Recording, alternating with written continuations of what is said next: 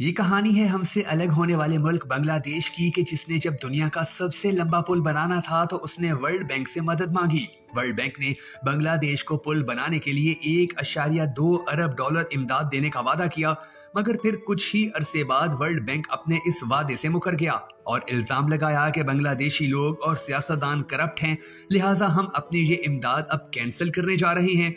हसीना वाजिद को world bank की इस वादा खिलाफी ने बहुत तकलीफ दी और फिर वर्ल्ड बैंक की मदद के बगैर पुल बनाना हसीना वाजिद ने अपनी जिंदगी का सबसे बड़ा मकसद बना लिया। कुछ ही अरसे बाद दुनिया ने देखा कि बांग्लादेश के गैरतमंद लोगों, वहां के सियासतदानों और हसीना वाजिद ने मुख्तलिफ जराए से पैसा इकट्ठा करके 6 किलोमीटर से ज्यादा तवील पुल दरियाए पदमा पर बना डाला। ये पुल बनना था कि पूरी दुनिया में बांग्लादेश की वाह वाह होने लगी। ये 6.51 किलोमीटर यानी 4.04 मील तवील पुल तकरीबन 3.6 बिलियन अमरीकी डॉलर के बराबर लागत से तामीर किया गया है। पुल की तामीर मुकम्मल होने के बाद जब इसे आम ट्रैफिक के लिए खोला गया तो सिर्फ पहले 8 घंटों में ही बांग्लादेशी हुकूमत ने इस पुल की आमदनी से 82 लाख रुपए जमा कर लिए। फिर इससे अगले 8 घंटों में पुल के जजीरा पॉइंट पर 35 लाख रुपए और मावा पॉइंट से 46 लाख रुपए जमा हुए। एक ही वक्त में इस पुल के दोनों सिरों से 15,000 से ज्यादा गाड़ियां गुजरी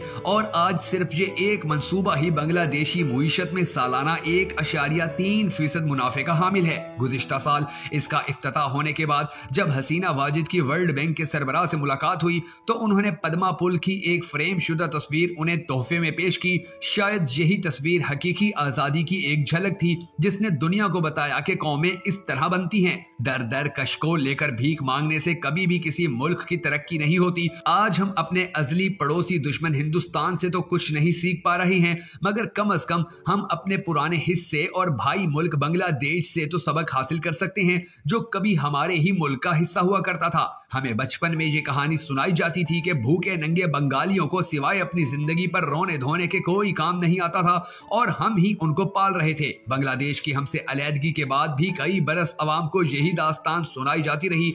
आज 50 साल बाद बांग्लादेश हमसे कितना आगे निकल गया और हम 75 साल बाद भी एक से दूसरी दलदल में फंसते चले जा रहे हैं। बांग्लादेश की अलहदगी के वक्त मशरकी पाकिस्तान की आबादी 7.5 करोड़ और मगरबी पाकिस्तान की आबादी 4.5 करोड़ थी। आज बांग्लादेश की आबादी 15.5 करोड़ और हमारी 22 करोड़ है। 20 बरस पहले पाकिस्तानी रुपए के 2.25 मिलते थे, आज पाकिस्तानी रुपया आधे टके से भी कम का है। बांग्लादेश के खजाने में 38 बिलियन डॉलर और हमारे खजाने में 9 बिलियन डॉलर पड़े हैं। बांग्लादेश को जब वर्ल्ड बैंक ने ललकारा तो इसने 4 बिलियन डॉलर लगाकर पुल बनाकर दिखा दिया और हम आज इस बात पर खुशी से फूले नहीं समा रहे कि IMF ने 1 बिलियन डॉलर देने का ऐलान कर दिया है। बांग्लादेश ने जिस तेजी से तरक्की की है तो इस रफ्तार ने सारी दुनिया को हैरत में डाल दिया है।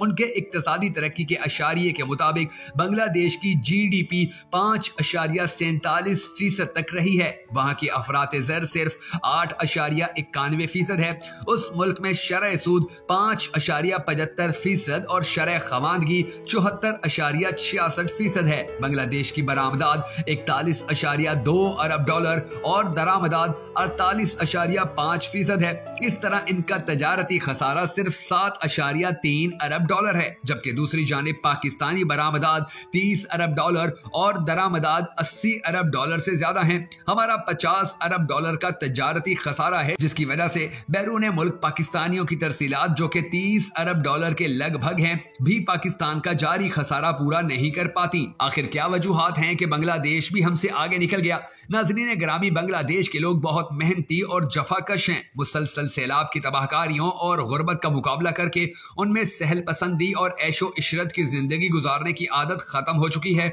सियासी इस्तेहकाम की वजह से जलसे, जलूसों और धरनों का कल्चर वहां अब बिल्कुल खत्म हो गया है। सबसे बड़ी वजह यह है कि उनकी सिविल सर्विस की कारकर्दगी काबिल रश्क है, लेकिन सवाल यह है कि हमारी सिविल सर्विस उनकी सिविल सर्विस की तरह बेहतर कारकर्दगी क्यों नहीं दिखा सकी? इसकी असल वजह यह है कि उनकी सिविल सर्विस बहुत मुनज़्ज़म है और वो मुख्तलिफ सियासी जमातों के दौरे इक़्तिदार में अपना काम खामोशी और अपनी बेहतरीन सलाहियतों के मुताबिक अंजाम देती है। उनकी सिविल सर्विस किसी भी किस्म का सियासी दबाव मानने से इनकार कर देती है और सियासी जमातें अपनी मर्जी के मुताबिक उन्हें इस्तेमाल नहीं कर पाती। मशरकी पाकिस्तान के बांग्लादेश बनने के बाद उनके सिविल सर्वेंट्स ने एक तंजीम बनाई जिसके पहले इजलास में उन्होंने हलफ उठाया कि वो अपनी मुलाजमत के दौरान मुल्क के बेहतरीन मफाद में अपनी खिदमात अंजाम देंगे और किसी भी किस्म के सियासी दबाव में नहीं आएंगे। वो ऐसी किसी बात पर अमल दरामद नहीं करेंगे जो मुल्क के कानून और मफाद आमा के खिलाफ हो।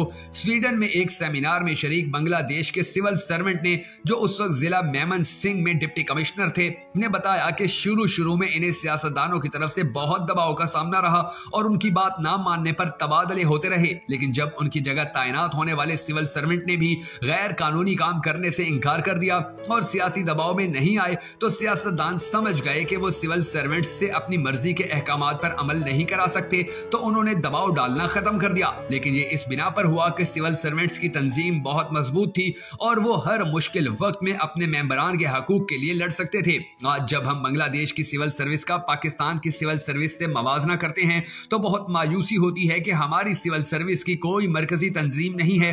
ये धड़े बंदियों का शिकार है। DMG, police, secretariat, customs, railway, postal service और दीगर सर्विस ग्रुप से ताल्लुक रखने वाले सिविल सर्वेंट्स ने अलग-अलग तंजीमें बनाई हुई हैं। इस वजह से हुक्मरान सियासी जमात अपनी पसंद के सिविल सर्वेंट को अहम पोस्टों पर तैनात कर देती हैं और उम्मीद रखती हैं कि ये उनकी मर्जी पर चलेंगे। अक्सर सिविल सर्वेंट्स सियासी दबाव में आ जाते हैं और जो ये दबाव कबूल नहीं करते उनका तबादला गैर अहम आसामियों पर कर दिया जाता है या दूर दराज इलाकों में भेज दिया जाता है। यही वजह है कि अब ऐसे अफसरान की तादाद कम से कम होती जा रही है जो सियासी दबाव कबूल करने से इनकार कर देते हैं। पाकिस्तान की सिविल सर्विस को नाकाबिल तलाफी नुकसान 1973 की इंतजामी इस्तिलाहात ने पहुंचाया, जब उस वक्त के वजीर आजम ने सरकारी मुलाजमीन को उनके दौरान मुलाजमत बरतरफ करने का अख्तियार हुकूमत वक्त को दे दिया और साथ ही उनकी मुलाजमत का आईनी तहफ़्फ़ुज़ खत्म करने समेत फेडरल सर्विस ट्रिब्यूनल बना दिया जहां वो हुकूमत के अहकामात के खिलाफ अपील कर सकते हैं।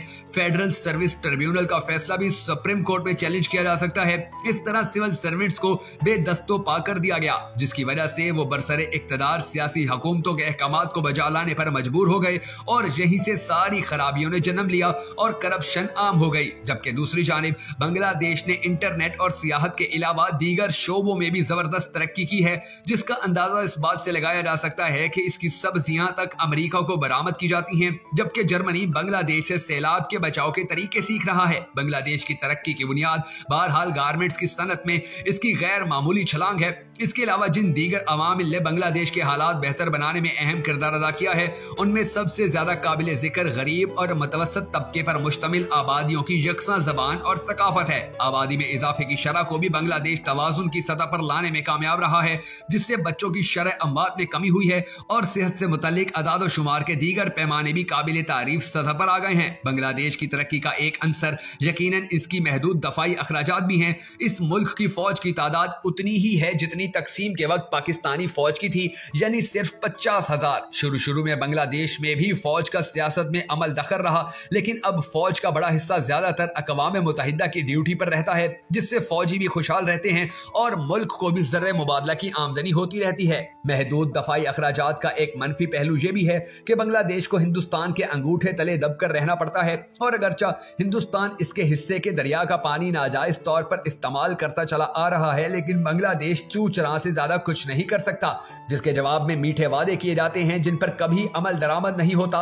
मुआशी इस्तेहकाम हासिल करने के बाद अब बांग्लादेश ने हिंदुस्तान के दबाव से निकलने के लिए चीन से रवाबित बढ़ाने शुरू किए हैं और पाकिस्तान से ताल्लुकात बहाल करने के आसार भी दिखाई देने लगे हैं। तरक्की के मामले में बांग्लादेश से मुकाबला करते वक्त ये पहलू भी जहन में रखना जरूरी है कि बांग्लादेश ने अगर मुआशी तरक्की के मामले में पाकिस्तान को पिछाड़ा तो करप्शन खत्म करने के मामले में भी पाकिस्तान से आगे निकलकर दुनिया में पहला मकाम हासिल कर चुका है। जानी ये कि करप्शन मुल्क के अंदर दौलत की तकसीम में नाइंसाफी का बाइस तो बन सकती है, लेकिन तरक्की की राह में रुकावट नहीं होती। हाँ, अलबत्ता पाकिस्तान में करप्शन के खात्मे के नाम पर सियासी मुखालिफिन की जिंदगी का दायरा तंग करने की मुहिम मुल्क में सियासी अदम इस्तेहकाम का बाइस जरूर बनी है, जो सरमायाकारी के लिए किसी तौर पर मौजू नहीं, खास तौर पर उस वक्त जबकि दहशतगर्दी के खौफ से खुद पाकिस्तानी सरमायाकार भी दूसरे मुल्कों में अपना सरमाया लगाने को तरजीह दे रहे हों।